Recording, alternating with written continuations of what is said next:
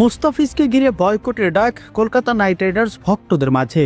Eden গার্ডেন্সে আসলে বোতল ছেড়ে মারা হবে মুস্তাফিজুর রহমানকে, এমনটাই বলছেন কলকাতা নাইট রাইডার্স ভক্তরা। বাংলাদেশের মুস্তাফিজ সহ সকল খেলোয়াড়কে আইপিএল থেকে নিষিদ্ধ করতে চায় তারা। 16 ডিসেম্বর 9,20,00,000 টাকা দিয়ে মুস্তাফিজকে কেনার পর থেকেই সমালোচনা ও বয়কট করে যাচ্ছে কলকাতাবাসীরা। বিস্তারিত প্রতিবেদনে।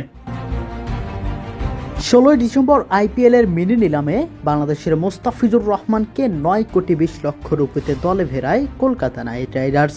আর এরপর থেকেই আগুন লেগেছে কলকাতাবাসীদের অন্তরে। কেন বাংলাদেশের খেলোয়াড়কে এত দাম দিয়ে কলকাতা কিনলো? কেন মুস্তাফিজকে পছন্দ করলো শাহরুখ খান?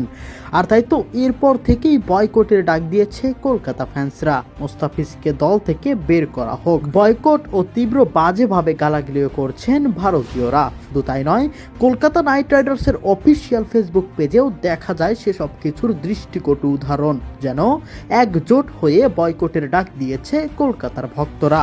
আর তাই তো কলকাতার অফিসিয়াল ফেসবুক পেজে মুস্তাফিজকে নিয়ে আর কোনো পোস্ট বা ভিডিও আপলোড করতে দেখা যায়নি, কিন্তু ভক্তরা সেসবের ধার ধারছে না।